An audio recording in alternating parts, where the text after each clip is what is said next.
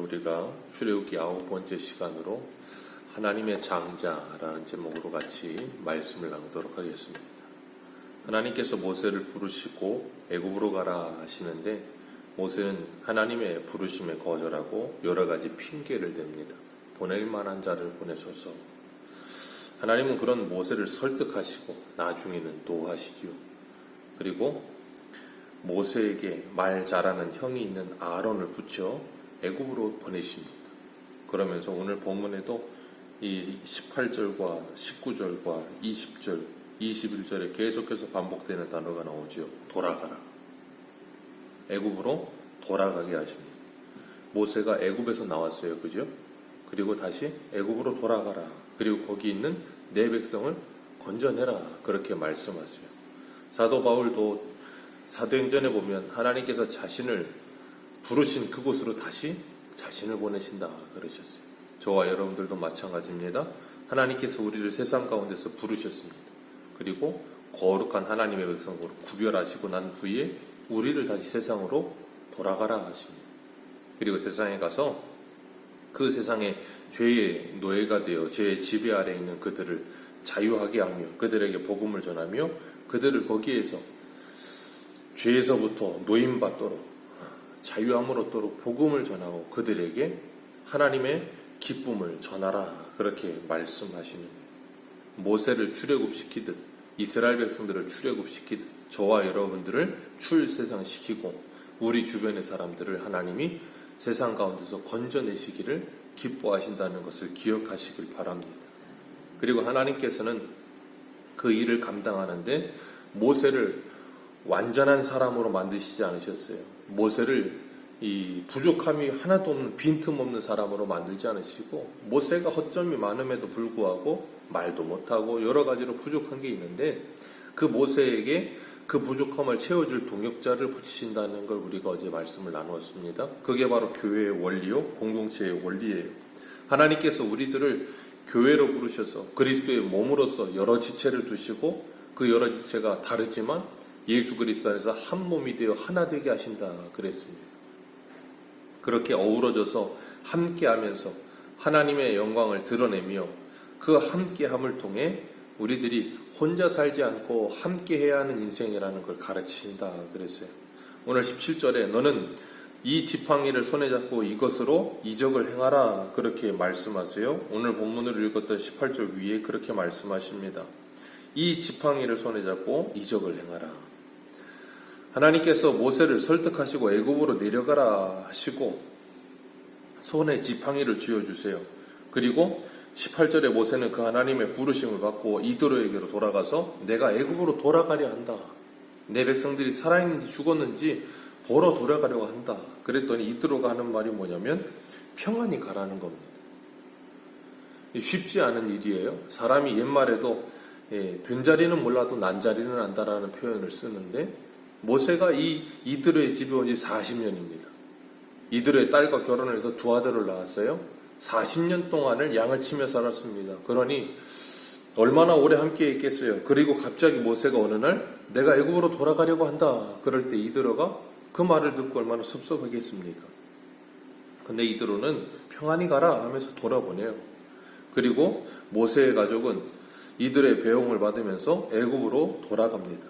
그러면서 하나님께서 애굽으로 돌아가는 모세에게 19절에 이렇게 말씀하세요. 애굽으로 돌아가는 걸 두려워하지 마라. 너를 죽이려 하는 자들은 다 이미 죽었느니라. 그리고 하나님께서 그 모든 것을 준비하셨다. 그리고 20절 같이 한번 읽습니다. 시작. 모세가 그의 아내와 아들을 알게 태우고 애굽으로 돌아가는데 모세가 하나님의 지팡이를 손에 잡았더라. 아멘. 아내와 아들들을 낙에 태우고 애굽으로 돌아가는데 손에 뭘 잡아요? 하나님의 지팡이를 손에 잡았더라.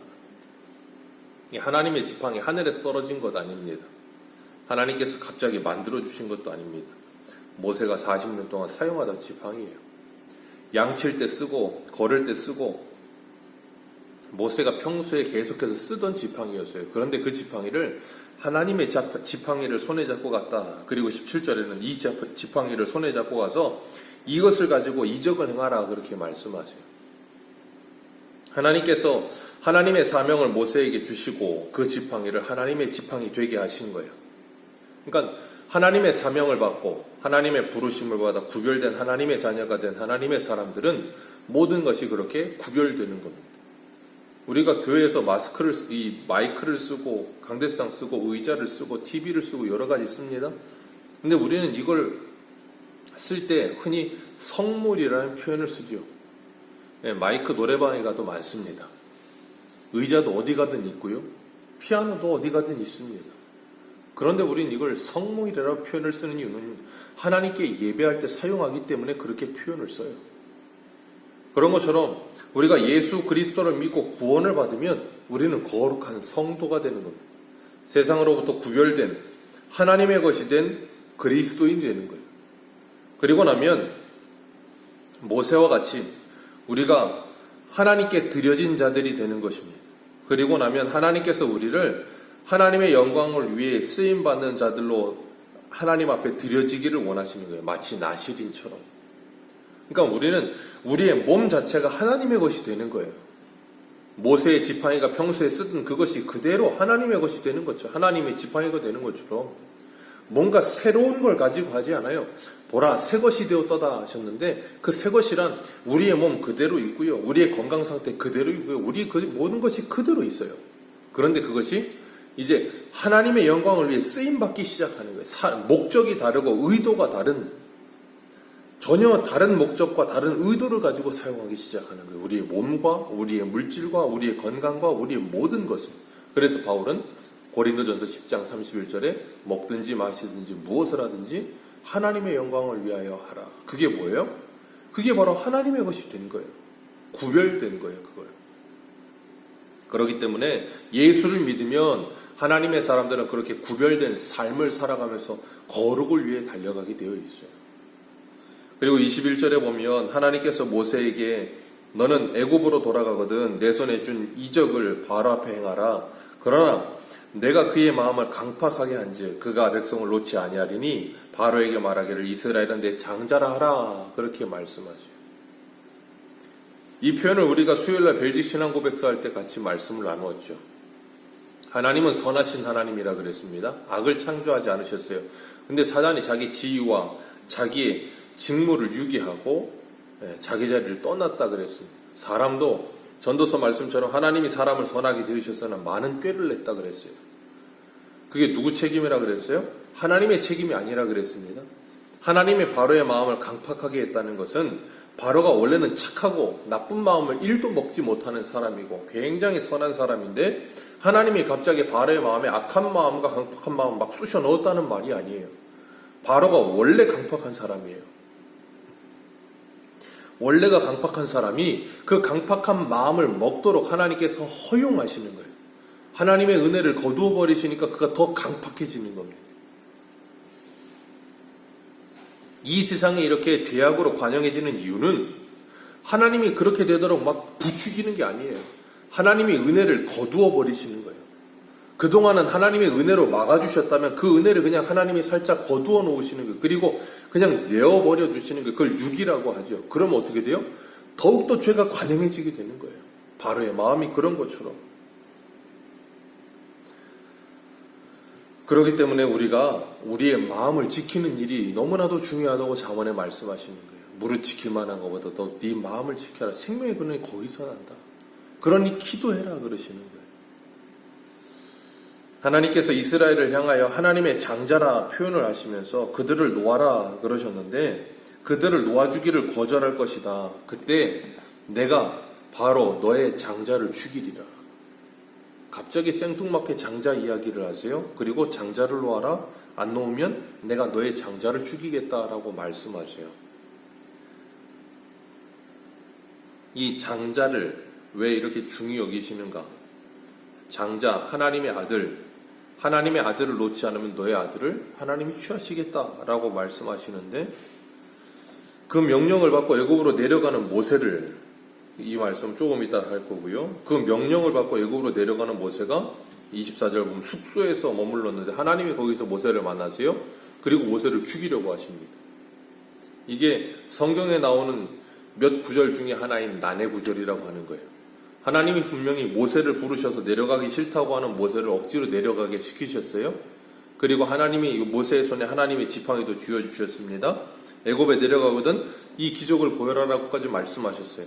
그리고 그 말씀대로 모세가 순종해서 내려가고 있는데 그 길에 그 도중에 하나님이 모세를 죽이려고 하세요. 왜 죽이려고 하시는가? 그 이유가 25절과 26절에 있습니다.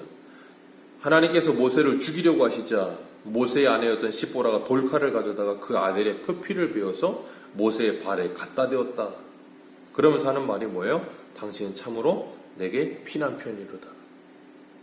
그 말을 하자, 그 퍼포먼스를 하자 26절에 여호와께서 그를 놓아주십니다. 그리고 하신 말씀이 뭐예요? 그때 시보라가 피난편이라 하면 할례 때문이었더라. 하나님이 모세를 죽이려고 하셨어요. 이유가 뭐라는 거예요? 할례 때문이라. 그 말은 뭐냐면 모세가 하지 않았는지 아니면 이방 여인이었던 이 시보라가 하지 않았는지 누구 때문인지 모르지만 그 아들을 낳았는데 할례를 행하지 않은 거예요. 그리고 하나님께서 그 이유로 인하여 모세를 죽이려고 하셨다라고 말씀하지요. 창세기 17장에 하나님께서 아브라함에게 할례를 명하시죠. 그 할례는 창세기 17장 11절에 너희는 포피를 베어라. 이것이 너희와 나와 너희 사이의 언약의 표징이니라. 너희 집에서 난 자든지 너희 돈으로 산 자든지 할례를 받아야 하리니 이는 내 언약이 너희의 살에 있어 영원한 언약이 되려니와 라고 말씀하세요. 하나님의 언약 백성을 만드시는 그 과정 중에 하나가 뭐냐면 포피를 베는 것이라 라고 말씀하세요. 그것을 통해 구별의 상징으로 언약의 표징으로 표피를 베어라 라고 말씀하신 거예요. 할례를 행하라 그 말이에요. 그 할례라고 하는 것은 이 남자의 생식기에 표피를 베어내는 것인데 그것이 뭘 의미하는 것인가 하면 남자의 생식기를 잘라낸다는 의미와 같은 거예요. 그러니까 다시 바꿔 말하면 아브라함이 이삭을 낳을 때 100세에 낳았습니다. 사라가 90세에 낳았어요. 경수가 다 끊어졌고 죽은 몸과 같이 된 그들에게 하나님께서 이삭을 주셨어요. 그리고 이삭을 우리는 뭐라고 불러요? 언약의 후손이라고 부릅니다. 왜 언약의 후손이라고 불러요? 인간이 할 수 없는 일이었기 때문에 그래요. 인간이 낳을 수 없는 자녀, 하나님이 언약대로 내년 이맘때 자식이 있으리라 하신 그 언약대로 자식이 생겨났어요. 죽은 몸과 같은 몸에서 생명이 태어났어요. 마치 아론의 이 죽은 지팡이에서 싹이 나듯이. 그렇게 하나님께서 하나님의 언약을 이루시는데 사람의 그 생식기를 잘라낸 것 같은 그런 사람의 몸에서 자녀가 태어나게 하신다라는 것을 상징하면서 하나님의 언약 백성을 어떻게 만들어내시는지 하나님이 보여주시는 거예요. 하나님의 언약 백성은 하나님께서 만드신다라는 걸 가르치는 게 할례예요. 그러니까 할례를 통해서 우리는 생식의 능력을 잃었고 하나님께서 그 모든 것을 하신다라는 언약의 이 표시와 같은 겁니다. 그렇기 때문에 그 할례를 행한다는 것은 하나님의 언약을 기억하는 장치와 같은 신화의 고백과 같은 거예요. 그러니까 하나님께서 장자를 이 모세의 아들을 할례하지 않은 일로 인해 모세를 죽이려고 하신 이유는 하나님의 백성은 그것을 통해서만 나올 수 있다는 걸 모세에게 먼저 가르치시는 거예요. 그래서 후에 출애굽할 때 10가지 재앙 때 마지막에 주님께서 23절에 뭐라 그러셨어요? 장자를 내보내지 않으면 너의 장자를 죽이리라. 그게 뭐예요? 10번째 재앙. 그 장자의 죽음 재앙에서 벗어날 수 있는 방법은 뭐예요? 어린 양을 잡아 그 피를 문인방과 문지방에 바르면 그 피를 보고 하나님이 넘어가시는 거예요. 그래서 뭐예요? 오늘 본문에도 당신은 내게 참 피난편이라. 그 피로 그 죽음에서 벗어나게 되는 거예요. 그 어린 양의 피로 죽음에서 벗어나게 되는 거예요. 하나님의 장자 어떻게 만들어진다고요? 어린 양의 피로, 그 어린 양이신 예수 그리스도의 피로 하나님의 자녀, 하나님의 아들, 하나님의 장자가 만들어지는 거예요. 그래서 혈통으로가 아니고 갈라디아서에도 뭐라 그래? 누가 아브라함의 후손이라고요? 예수 그리스도를 믿는 자 모두가 아브라함의 후손이라. 주님께서 그 일을 하시는 거예요. 그래서 오늘 23절에 하나님께서 바로의 장자를 죽이시겠다라고 말씀하시는 것이고 그 어린 양의 피를 바를 때 우슬초로 찍어서 그것을 바르라 그랬는데 우슬초로 찍는다라는 표현이 이 오늘 본문에 십보라가 아들의 양피를 베어서 모세의 발에 대었다라는 표현하고 같은 단어예요. 오늘도 하나님께서 우리를 하나님의 자녀 만드시는데 그 하나님의 자녀를 만드시는데 방해되는 모든 것을 뭐 하세요? 제거해 버리시는 거예요. 그것이 바로의 장자든 모세든 누구든 하나님의 아들을 만드는 일, 하나님의 장자를 만드는 일을 방해하면 뭐 하신다고요? 다 제거하시리라. 하나님께서 우리들을 하나님의 자녀로 부르셨습니다. 그러나 여전히 우리 안에는 하나님의 자녀다운 모습이 나타나지 않고 우리 옛사람이 잔존하고 있어요. 우리 안에 하나님의 자녀다움이 나타나지 않고 여전히 우리 옛사람이 살아있을 때 하나님이 뭐 하신다고요? 그것을 다 베어버리시는 거예요. 마치 요한복음 15장에 포도나무의 말씀, 예수님을 포도나무에 비유하시고 우리를 가지에 비유하시면서 열매를 맺지 않는 가지는 다 잘라서 가지치기해서 불에 던져버리겠다. 그리고 가지를 맺게 하시겠다고 말씀하신 것 같은 거예요. 우리 안에 여전히 이 열매 맺지 못하게 가로막고 있는 옛사람의 가지와 같은 것들을 주님이 다 뭐 하세요? 다 제거해 버리시는 거예요. 그러면서 우리를 하나님의 자녀로 만드시겠다는 거예요. 그게 바로 하나님의 열심입니다. 하나님께서 그 일이 바로가 방해한다 할지라도 바로를 제거해서라도 그 일을 하시겠다. 여전히 우리 안에 하나님의 자녀다움을 나타내지 못하도록 가로막고 있는 우리 안에 있는 죄악들, 죄의 지배들, 사단이 우리를 끊임없이 유혹하는 모든 것들을 뭐 하시겠다고요? 다 제거해버리겠다. 하나님께서 그 일을 하실 줄 믿습니다. 그리고 우리를 구별하여 거룩한 하나님의 자녀답게 살게 하실 거예요. 오늘도 그 하나님의 열심 앞에 붙들린 하나님의 사람들로 살아가시면서 그 주님 앞에 영광 돌릴 수 있는 저와 여러분들 되시기를 주님의 이름으로 축복합니다. 우리의 예전의 모습과 이전의 모습이 같아요.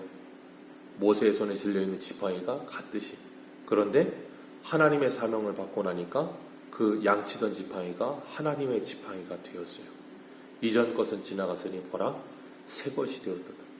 우리를 새롭게 하시는 예수님께서 우리 모두를 새롭게 하시고 하나님의 사람으로 세워가시면서 하나님의 일을 감당하게 하실 줄 믿습니다. 오늘도 그 사명 가지고 모세가 애국으로 돌아가듯 우리 가정으로, 직장으로, 일터로, 우리의 삶의 터전으로 돌아가서 거기에 하나님의 자녀들을 불러내는 저와 여러분들 되시기를 축복합니다. 기도하겠습니다.